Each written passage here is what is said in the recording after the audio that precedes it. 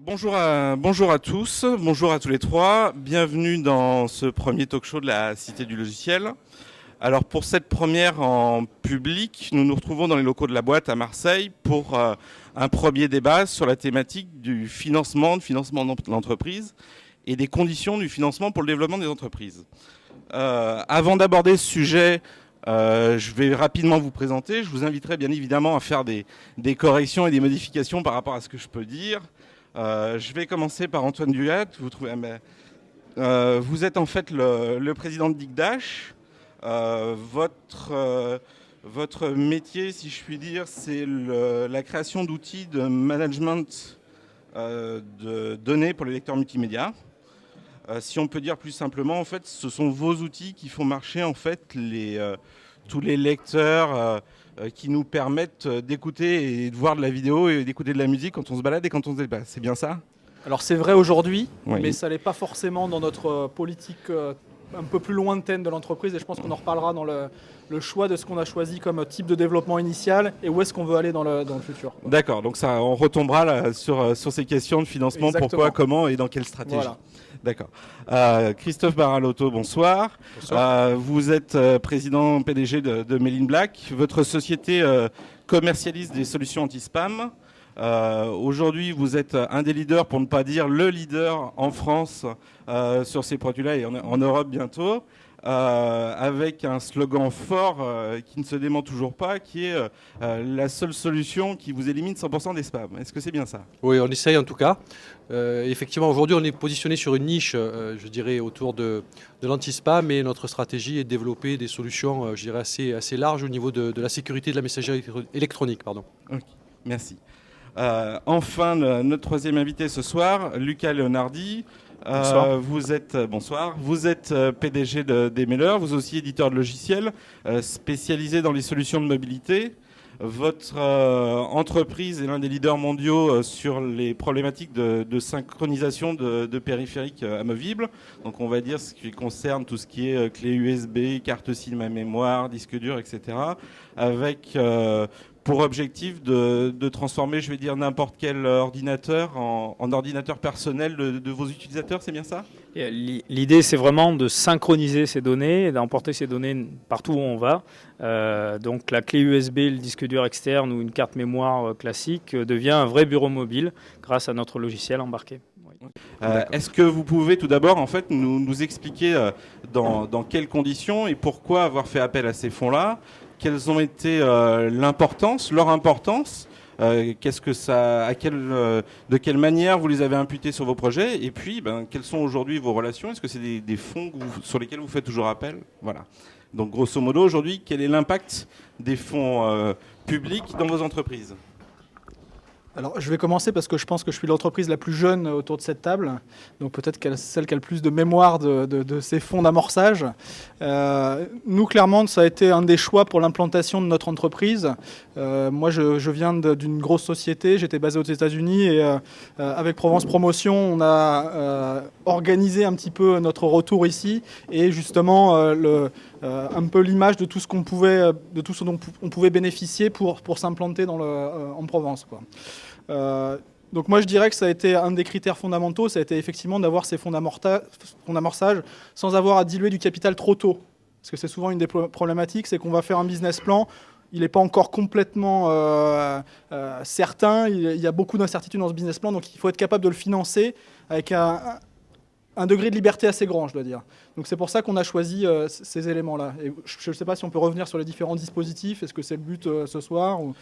Avant de parler intrinsèquement des dispositifs, c'est savoir, ce qui était intéressant, je pense aussi dans cette première partie de votre témoignage, c'est de dire le financement public va aider en fait l'initialisation du projet. Et puis après, on peut déjà faire un tour d'horizon. Est-ce que c'est déjà tous un chemin que vous avez suivi ? Et puis après, peut-être revenir sur cette thématique-là en regardant qui, dans quelles conditions et pourquoi. Oui, alors dans notre cas, c'est à peu près effectivement la même chose. Juste pour donner un ordre de grandeur, nous aujourd'hui, on a réuni environ 1 million d'euros de fonds d'horizons divers et à peu près la moitié viennent effectivement de fonds publics, que ce soit Oseo en Var, la région, les collectivités locales, les associations type PAC à entreprendre, les gens comme ça. Donc comme le disait Antoine, effectivement, ça permet dans un premier temps de valider un petit peu le prototype sans se diluer, en gardant la main sur le projet, sur la stratégie, sur les directions que l'on souhaite impulser, sans avoir forcément des financiers derrière qui nous dictent un petit peu la façon dont on veut le faire, et évidemment en gardant la main sur le projet de manière très large. Donc effectivement, de ce point de vue-là, je pense que c'est un bon choix. D'accord. Monsieur Leonardi. Oui, effectivement. Pour nous, ça a été un peu la même histoire, c'est-à-dire qu'on a commencé en 2001 avec des fonds d'amorçage grâce à l'Oseo en Var, et ça a été une expérience réussie, puisqu'on a bénéficié d'une aide substantielle pour démarrer l'activité. Et dans une deuxième phase, donc beaucoup plus tard en 2007, on a fait une levée, cette fois-ci avec des investisseurs, des venture capitaliers, où là, notre capital a bien évidemment été dilué, mais ça nous a permis, du moins, les fonds de l'Oseo nous ont permis de démarrer l'activité et de passer le cap des 2 premières années avec succès. Pour parler un petit peu pour continuer sur ces fonds publics, vous étiez 2 à citer, je pense que vous serez 3 à citer l'Envar, enfin Oseo maintenant. Aujourd'hui, ces budgets-là, qu'est-ce que cela a représenté financièrement et qu'est-ce que cela a permis de faire? C'est permettre de faire une fin de développement, travailler plutôt sur la commercialisation, travailler plutôt sur la communication. C'était quoi les premiers objectifs avec ces levées de fonds? Clairement, Oseo finance des projets innovants, donc avec sa propre définition de ce qu'est l'innovation, et c'est un vaste débat, donc chacun a un petit peu sa propre perception de ce que peut être l'innovation. Donc effectivement, de ce point de vue-là, il finance dans la mesure où on apporte une innovation de service ou une innovation technologique, une innovation marketing sur un marché donné, avec au final un gain pour l'utilisateur. Donc, dans ce qui nous concerne, c'est des sommes qui sont, je dirais, aux alentours de 300 000 euros environ. Alors, au-delà de cette somme-là, ça apporte une crédibilité au projet parce que on a le label en Var, donc ça donne beaucoup plus de crédibilité. Et dans une phase d'amorçage, c'est très important vis-à-vis des banques, vis-à-vis des partenaires, je dirais des fournisseurs et même des clients, évidemment. On se prévaut tous de ce label-là, donc ça nous donne une certaine assise, bien qu'elle soit évidemment très, très faible ou très conceptuelle, mais ça permet en tout cas de signer le premier contrat et de rentrer dans un mode d'autofinancement qui permet par la suite de valoriser et de suivre un petit peu le chemin du financement par les différentes étapes. Ok. Donc, hormis la partie pécuniaire, si je puis dire, il y a aussi la partie label dont on n'avait pas parlé jusqu'à maintenant, qui semble être quelque chose d'important, voire fondamental en termes de démarrage. Autre chose, c'est on parle de ces fonds et de ces levées de fonds, enfin je sais pas, mais c'est plutôt ces dossiers que l'on remplit pour démarrer nos activités et que vous avez eu à vivre. Quels impacts ça amène sur la stratégie? Vous disiez, on a commencé, et on sait ce qu'on ressent, on a tous commencé sous ces démarches-là en disant ça nous permet de garder du capital, ça nous permet de garder une certaine liberté au quotidien, et surtout dans une deuxième vision qui est de dire d'essayer de grandir encore plus vite et peut-être d'aller chercher des fonds privés. Mais qu'est-ce que cela vous a amené aussi comme contrainte? Y en a-t-il? Et si oui, elle représentait quoi? Je crois que la problématique, elle n'est pas tant de garder du capital, mais plus de garder une certaine flexibilité sur la vision du projet, quoi. Quand on s'engage auprès d'investisseurs vraiment de VC, de venture capitalistes, on commence à avoir des contraintes un peu plus fortes sur voilà mon BP, voilà ce que je compte faire, il faut que je le suive. Quand on s'engage auprès d'investisseurs publics, on a un peu plus de flexibilité. Alors, il y a des comptes à rendre. Les comptes, ce sont plutôt du reporting sur où est-ce qu'on en est en termes de nombre d'embauches. C'est plutôt des stratégies sur l'implantation dans le territoire. Donc, il y a des contraintes, mais on va dire qu'elles sont beaucoup moins fortes en termes de direction de la boîte, quoi. Donc, on peut encore relever le cap. Si on suit son business plan et qu'on l'a bien prévu dès le départ, super. Mais si on voit qu'il y a une autre opportunité, qu'il y a quelque chose à prendre, il est toujours temps de le faire, quoi. Et ça ne devient pas une décision autour d'une AG, ça devient une décision d'entreprise comme une autre, quoi. Je pense que c'est un petit peu ça la différence. Je crois, enfin, dans notre cas, l'aide que nous a apportée l'Envar, c'est essentiellement d'embaucher les premiers employés aussi. Quand on débute, on est seul ou pratiquement, souvent très seul. Et le fait de pouvoir payer ses premiers salaires, de pouvoir embaucher des collaborateurs qui vont construire et représenter la structure, la famille avec laquelle vous allez grandir, c'est ce que permet des mécanismes comme l'ANVAR. Nous, dans notre cas, on avait bénéficié à l'époque, en 2001, je crois, de 230 000 euros. Ça nous paraissait énorme, mais finalement on les a dépensés allègrement parce que les 2 premières années sont faites de vaches maigres, faut pas l'oublier. Et le pendant de tout cela, c'est que c'est très chronophage en termes de temps. Vous avez des heures à passer pour monter des dossiers, à les présenter à différentes administrations. Mais je crois que finalement, ça paye. Nous, aujourd'hui, encore après 7 ans d'activité, on fait encore appel à l'OSERE en Var en faisant, par exemple, des prêts à taux zéro sur des fonds propres, ce qui est tout à fait intéressant pour une entreprise de notre taille. Ok. Bon. Maintenant qu'on a fait cette première approche, je vais dire de la partie publique des fonds. Juste peut-être pour préciser, il y a un point aussi également important, c'est que les acteurs économiques dans une région donnée, alors typiquement c'est ce qui se passe en PACA, ont une propension à travailler, je dirais, de concert. Donc dès lors qu'effectivement on a un contrat avec l'ANVAR, les banques peuvent suivre, la région peut suivre plus facilement. Et il y a un effet de levier vraiment important. Et je pense que ça aussi, c'est à souligner parce que il faut dire les choses comme elles sont. On fait le dossier une fois. Bon, après, le deuxième dossier pour le deuxième organisme, il n'est pas fondamentalement différent du premier. Donc, je ne dirais pas qu'on passe nos journées à faire les dossiers. Dès lors qu'on a fait le premier, après, il y a des updates qui se font régulièrement sur la partie financière ou sur la partie développement. Mais je dirais le fond du projet ne diffère pas fondamentalement. Et quand on parle de ces dossiers-là, est-ce que c'est des choses qui vous ont obligé à certaines réflexions stratégiques ou en tout cas à vous imposer de le poser et de le rédiger de manière peut-être plus formelle que vous ne l'aviez fait auparavant, je vais dire, de passer du concept de l'idée dans votre tête et être obligé de le formaliser pour le présenter et justement l'initier à proprement dit? Ouais, en ce qui nous concerne, dès le départ, il n'y a pas eu besoin de l'ANVAR en tout cas pour poser des tableaux de bord, pour poser des business plans, même si ça reste du tableur Excel, et donc forcément des prévisionnels, mais à un moment donné, je crois qu'on est un petit peu obligé de le faire, et c'est pas l'ANVAR qui force à ce genre de choses, enfin en tout cas dans notre cas. Ouais, je suis entièrement d'accord. C'est-à-dire que moi, sur la création du projet, ça n'a pas été le fait qu'il y ait besoin de faire un dossier qui nous oblige à le faire, quoi. Je veux dire, le business plan, il a quand même un intérêt pour savoir où on va et dans quelle direction l'année va se passer et quels sont les grands objectifs de l'entreprise, quoi. Je pense que si on part sans ça, c'est difficile de poser un dossier, mais c'est aussi difficile de gérer une entreprise, quoi. Je suis entièrement d'accord avec mes collègues. Je pense que à partir du moment où vous franchissez le pas entre l'idée et la création d'entreprise, si vous n'avez pas de business plan, vous n'avez pas de direction stratégique et pas de réflexion sur là où vous voulez aller, rien ne peut se faire. Donc, par contre, je reviendrai sur le label en VAR. C'est quelque chose d'important puisque le jour où vous faites appel à des fonds privés, les investisseurs vous demandent ce label. Dans notre cas, on a fait rentrer des gens qui gèrent des FCPI, qui nous ont demandé le label en VAR et on a dû montrer patte blanche. Donc ça a été important pour nous. D'accord. Donc ça a été un des facteurs, je veux dire, pour pouvoir accéder à ces fonds privés. Ah, c'est pas un facteur, hein, c'est une condition. Ouais, c'est une condition nécessaire. D'accord. Okay. Et c'est pas une condition qui est entre guillemets difficile par rapport à ce que vous expliquez, dans le sens quelle est la notion d'innovation aussi bien en termes de produits ou services, non?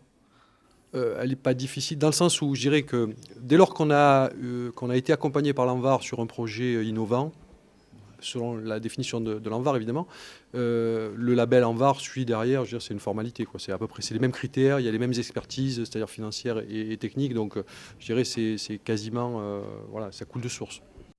On parle jusqu'à maintenant des problématiques de fonds publics.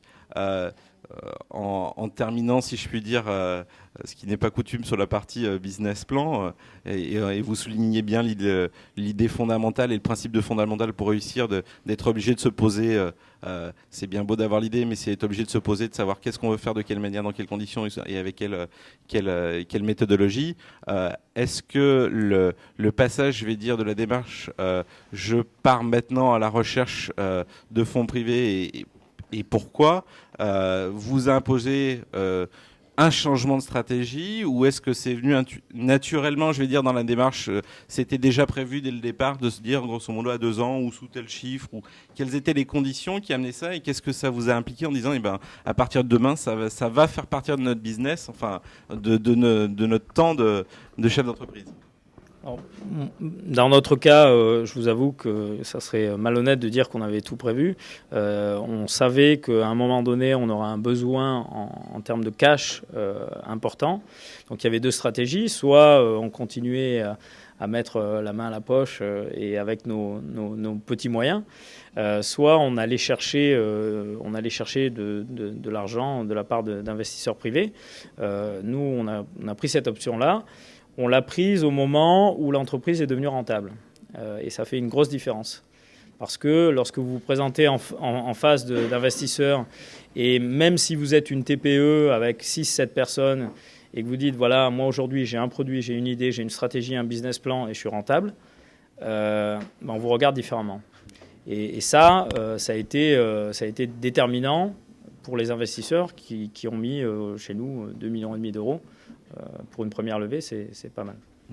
Donc c'était un des facteurs, je veux dire, un des critères de différenciation et peut-être qu'ils vous redonnaient des cartes, puisqu'on dit souvent qu'on y va avec peu de cartes entre les mains. Ça fait partie des petits as qu'on garde sous le coude et qui faisait aussi donc partie de la stratégie en disant maintenant on est rentable, on va pouvoir peut-être plus facilement négocier et plus facilement attaquer, en fait, si je puis dire, ce marché-là qui est le marché des finances. Oui, d'ailleurs, c'est intéressant de le présenter comme ça parce qu'effectivement, je confirme que ça doit être un point important parce que nous, on n'est pas rentable et donc on n'a pas réussi à convaincre des VC. Donc, j'imagine qu'il faut qu'on attende encore un peu.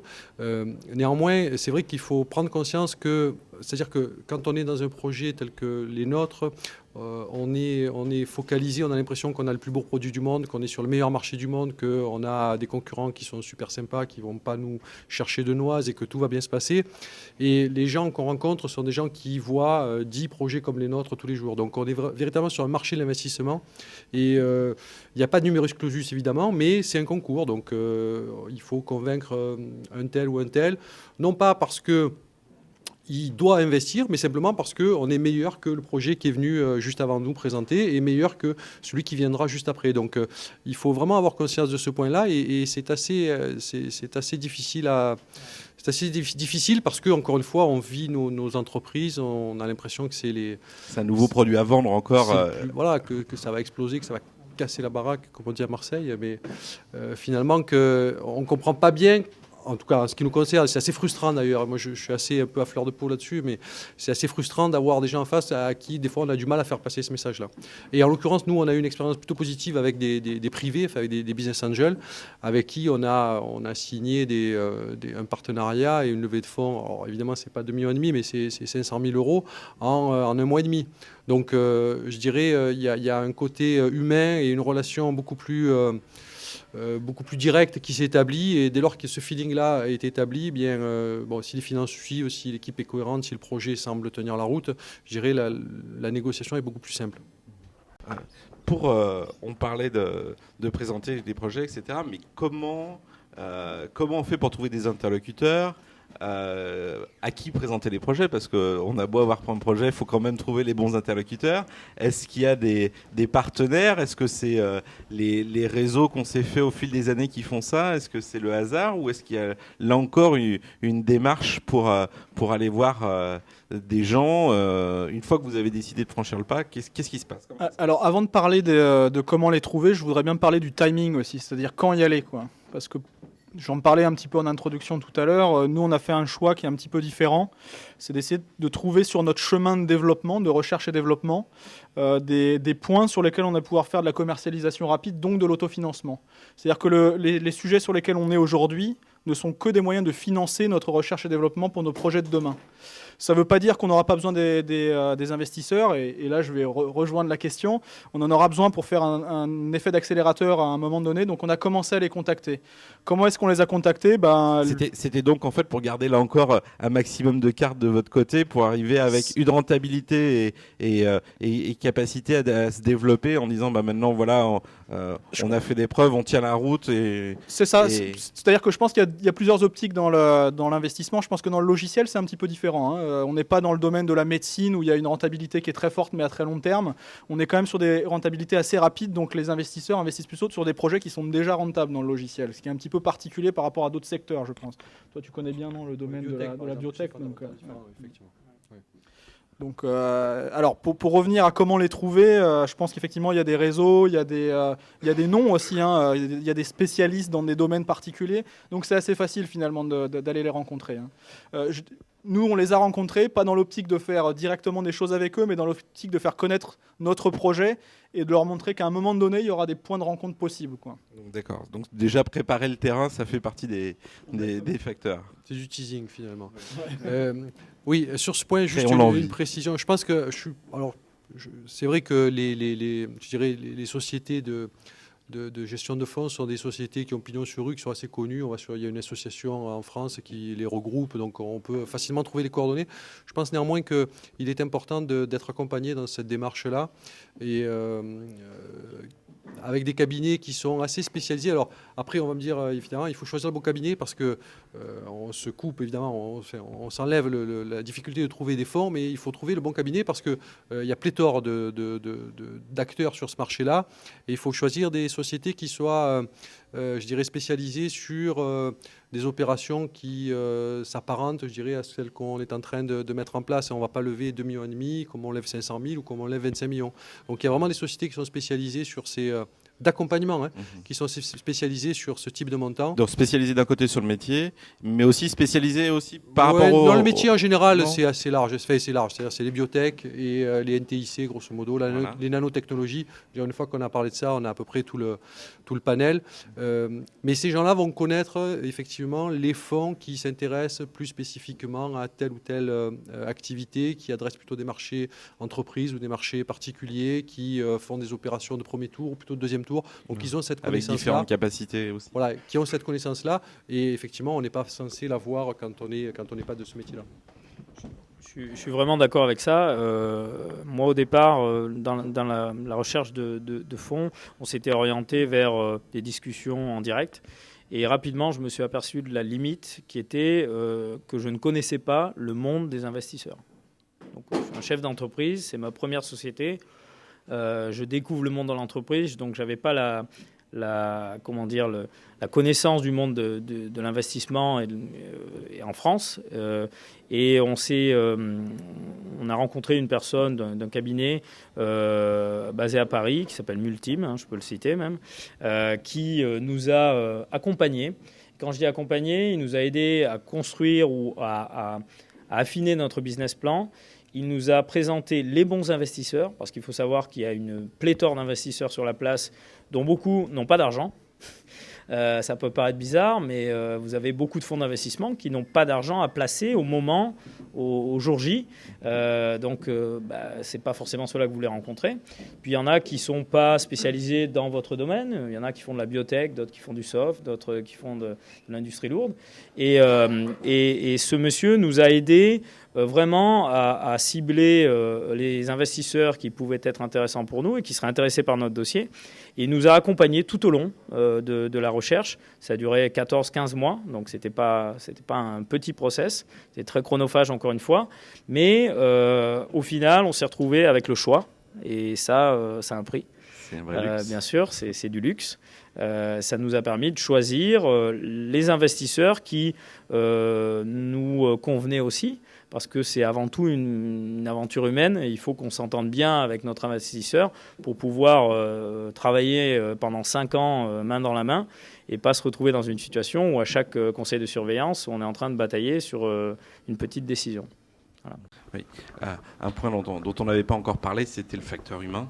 On a beaucoup parlé jusqu'à maintenant de business plan, de fonds, de labels, etc. Mais le facteur humain, vous le sous-entendiez un petit peu en disant on a plus une relation aujourd'hui avec des business angels, mais quel est-il ce facteur humain dans la relation avec des investisseurs ? Je dirais au moment où... Alors nous, on les a depuis 1 an maintenant, donc on a un tout petit peu de recul. Au moment où ils rentrent, c'est l'euphorie totale, évidemment, parce que tout le monde est content. Après, dans notre cas, ça se passe bien, donc ça reste sur un niveau, je dirais, très cordial, très sympathique. Encore une fois, ce ne sont pas des financiers, ce sont des entrepreneurs, dans notre cas, qui ont du cash et qui souhaitent, je dirais, revivre. Moi, je dis souvent ça, ils souhaitent un petit peu... ça leur fait une cure de jouvence, ils souhaitent un petit peu revivre une expérience passée. Voilà. Ils mettent de l'argent, en même temps, ils n'ont pas envie de le jeter par la fenêtre. Donc voilà, ils sont conscients que leur argent a une valeur et ils veulent avoir un effet de levier. Mais je ne crois pas que ce soit ce qu'ils recherchent en priorité. Donc après, je dirais, les relations suivent un petit peu le niveau de développement de l'entreprise. J'imagine que si ça se passe bien, on est plutôt dans des relations cordiales. Et puis, si ça se passe moins bien, j'imagine que ça doit devenir de temps en temps plus tendu. Sur vos expériences, y a-t-il une différence, je veux dire, entre le business angel qui va peut-être amener plus de facteurs humains, plus de réseaux, je sais pas, plus de contacts, peut-être même vous pousser sur certaines démarches commerciales par rapport à une structure d'investissement qui, elle, va faire juste investir, ou est-ce que je vais dire une banque ou une fédération d'investisseurs s'investit aussi, je vais dire, dans la partie management et d'une certaine manière dans les quotidiens de l'entreprise ? Sur la partie business angel, je ne peux pas vous répondre parce qu'on n'est pas passé par cette étape. Nous, en tout cas, sur les 2 fonds qui ont investi chez nous, donc BNP Private Equity, Alto Invest, BNP est très impliqué. Et donc la personne qui suit notre dossier, on s'appelle régulièrement. Moi, depuis le début, on a des relations très transparentes. Alors c'est vrai que les 2 premiers mois après la signature, c'est un peu l'euphorie. Et puis là, ça fait 6 mois, on commence à rentrer dans un rythme de reporting, dans un rythme où il y a des discussions un peu plus animées. Mais les gens qu'on a en face de nous, parce qu'encore une fois, on les a choisis comme eux nous ont choisis, nous apportent d'autres choses, nous apportent des conseils, nous apportent un carnet d'adresses. Il faut savoir qu'ils ont eux aussi un pool d'entreprises dans lesquelles ils ont investi beaucoup d'argent. Donc ils nous mettent en relation avec certains de leurs autres placements et ça permet de créer des liens. Aujourd'hui, un de nos clients est aussi une société dans laquelle BNP a investi. D'accord. Est-ce qu'il y a un message qu'on fait passer dans l'entreprise à ses collaborateurs ? Qu'est-ce qu'il en est et comment c'est ressenti ? Puis après, je veux dire... comment, une fois qu'il y a une réponse qui est oui, ou comment on tient les gens en haleine, parce que 14 mois, il faut tenir une équipe, il faut continuer à faire avancer la société, et puis il y a peut-être des fois des baisses de morale, des remontées, et puis des grandes retombées. Donc, quel est-il, et qu'est-ce que vous pouvez nous faire passer comme message ? Alors nous, dans notre cadre, on a été assez franc avec les employés. On a encore une petite équipe, c'est le début, ça fait un peu plus d'1 an qu'on est créé. Donc on a un peu moins de 10 personnes. C'est encore manageable d'avoir des relations vraiment humaines avec les gens. On n'en est pas. Moi, j'ai eu des équipes un peu plus grosses quand j'étais dans une plus grosse société. C'est pas du tout le même type de relation. On est vraiment tous dans une aventure, et je crois que tout le monde la vit, cette aventure. Donc il faut pas. En tout cas, moi, ça a été ma vision de l'entreprise. Il ne faut pas essayer de cacher des choses aux gens. Il faut être très, très transparent sur les directions dans lesquelles on veut aller, sur le fait qu'il y aura des investisseurs à un moment, que donc la nature des relations vont changer, que donc la structure même de l'équipe va changer. Mais je ne pense pas que ça pose un problème. Ça devient un challenge pour les gens aussi de voir cet horizon un peu plus lointain qui est de la croissance, quoi. Oui, en même temps, c'est vrai que les process sont assez longs et... ça peut créer à un moment donné une frustration ou une baisse de morale si on est sur un schéma où on a besoin de lever parce qu'il y a un certain nombre de startups qui se mettent dans ce schéma-là dès le départ, c'est-à-dire que elles se donnent 6 mois pour lever et si au bout de 6 mois elles ne lèvent pas, elles ferment, grosso modo. Je pense que ce qui est important, c'est de montrer aux gens que on est assez à l'aise dans les négociations qui vont s'établir et personne n'est dupe. Je pense que les gens savent à peu près ce que ça peut représenter comme enjeu pour l'entreprise, d'un point de vue humain, d'un point de vue financier, à pas mal de niveaux. Ce qui est important de faire passer, c'est de montrer que finalement on est dans une position où voilà, si ça se fait, tant mieux, ça va nous permettre d'accélérer, ça va permettre d'être plus confortable à tout un tas de niveaux et Lucas pourra nous en parler certainement beaucoup mieux. Mais en même temps, c'est pas ça non plus qui va conditionner la survie de l'entreprise. Je pense que c'est ça qui est important si on ne veut pas non plus faire en sorte qu'au bout de 3 mois, tout le monde démissionne parce que le cash n'est pas arrivé sur les comptes. Pour tout vous dire, pendant ces 15 mois, on parlait de 15 mois de recherche de VC, moi je vous avoue que j'ai protégé beaucoup mon équipe, c'est-à-dire que je servais de pare-feu. C'est-à-dire qu'en plus du business qui devait rapporter de l'argent, parce que le nerf de la guerre, c'est de faire du business, c'est pas d'aller chercher des VC. En tout cas, c'était pas notre optique. J'allais dire, j'ai passé beaucoup de temps à faire ça en plus du boulot de manager, de façon à les protéger, tout en les tenant informés. On était une petite équipe, on était 7 à l'époque, en étant très franc, en disant voilà ce qu'on fait. Voilà où on va, voilà les échecs, les succès. Et le jour où vous signez, finalement, tout le monde est content, on fait une grosse fête. Et puis rapidement, il faut remettre tout le monde sur les rails en disant ce n'est qu'une étape, c'est pas un objectif. Parce que 2,5 millions, une fois que vous enlevez les frais d'avocat, les frais d'intermédiaire, et ça vous permet de vivre quelque temps. Et puis cet argent, il n'est pas là pour vous faire plaisir, il est là pour être investi. Et pour grossir, pour grandir.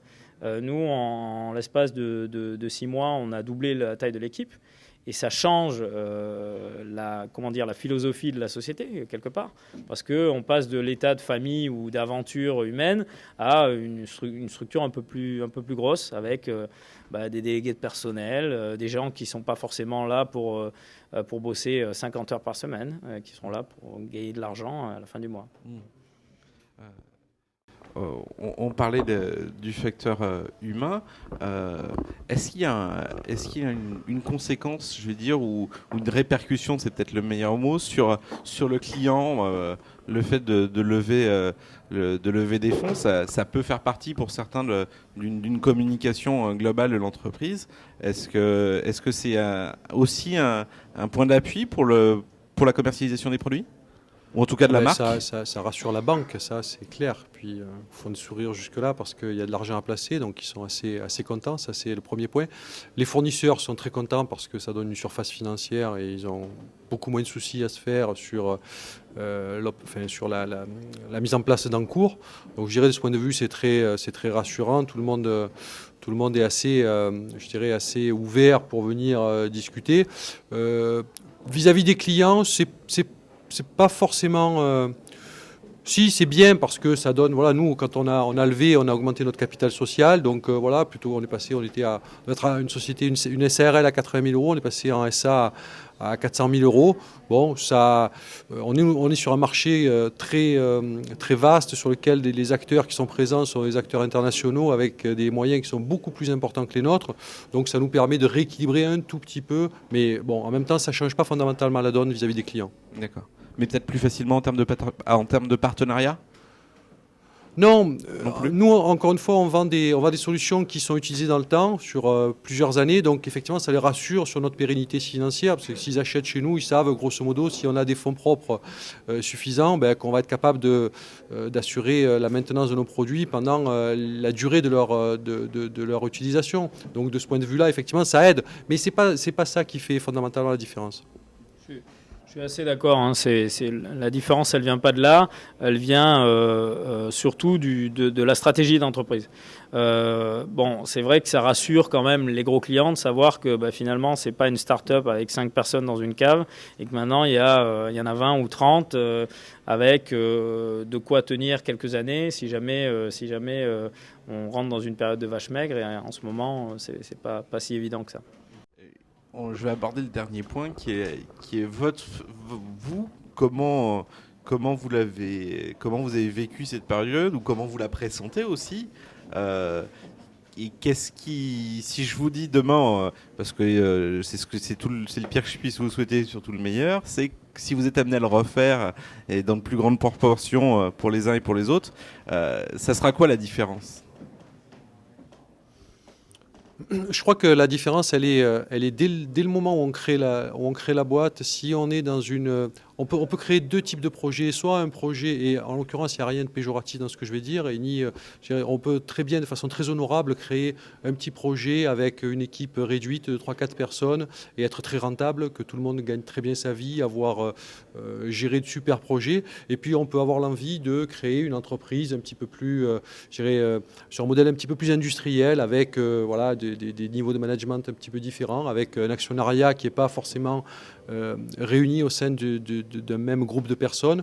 Donc je dirais il faut avoir dès le départ cette vision et faire un véritable choix, c'est soit l'un, soit l'autre, et ça ne peut pas être les deux. Donc si dès le départ on a fait le choix effectivement d'être sur un modèle un peu industriel, il faut se mettre dans l'idée que ça va à un moment donné nécessiter de l'argent pour accélérer, pour faire un effet de levier. Donc il faut dès le départ envisager de céder une partie de l'entreprise. Alors évidemment, l'idéal c'est d'en céder le moins possible, ou du moins au début, et même au départ se mettre dans l'idée qu'on pourra la céder un jour ou l'autre en totalité. Donc je dirais philosophiquement et psychologiquement, il faut se mettre dans ce schéma-là. Je suis assez d'accord. Hein. Encore une fois, c'est vraiment un projet de vie. Mais on devrait faire du business ensemble, en fait. Non, mais on devrait faire du business ensemble, en fait. Je pense qu'on a à peu près la même vision. Ça dépend du projet de vie que vous avez. Nous, on est vraiment une société qui est tournée vers l'international. On fait peu de business sur la France. Et aujourd'hui... très honnêtement, je préfère avoir 10% d'une boîte qui vaut 10 fois plus que ce qu'elle vaut aujourd'hui, plutôt qu'avoir 90%. Donc, c'est vraiment lié, encore une fois, au projet d'entreprise que vous souhaitez avoir. Et puis c'est une aventure, tout ça. Moi, ce que j'aime, et ça, on ne le dit pas souvent dans les médias, en tout cas, je connais beaucoup de patrons, ils aiment embaucher des gens, ils aiment manager des gens. Et cette relation, c'est ce qui fait aussi la beauté de l'entrepreneuriat. C'est que on est tous sur un paquebot, et puis au départ c'est un petit bateau, puis petit à petit il grandit, et on avance, on essaie d'avancer dans la même direction. Donc voilà. C'est vrai que nous, dans notre optique, on voit aussi la croissance, c'est ça qui nous intéresse. On n'essaye pas de rester stable, de trouver une petite niche sur laquelle on va faire du business et qui va être récurrente. Nous, notre but, c'est vraiment le développement. Et je crois que quand on est sur un marché comme le nôtre, qui est un marché international, c'est difficile de le faire sur fonds propres ou sur autofinancement de l'entreprise. Il y a quand même des concurrents, il y a trop d'acteurs autour de ce monde, on va dire. C'est pas que la France, c'est vraiment le monde, quoi. Donc il faut forcément avoir des leviers financiers à un moment pour pouvoir s'imposer dans cette économie, quoi. Bon. Je vais vous remercier pour tous les trois pour le temps et cette franchise que vous nous avez accordée.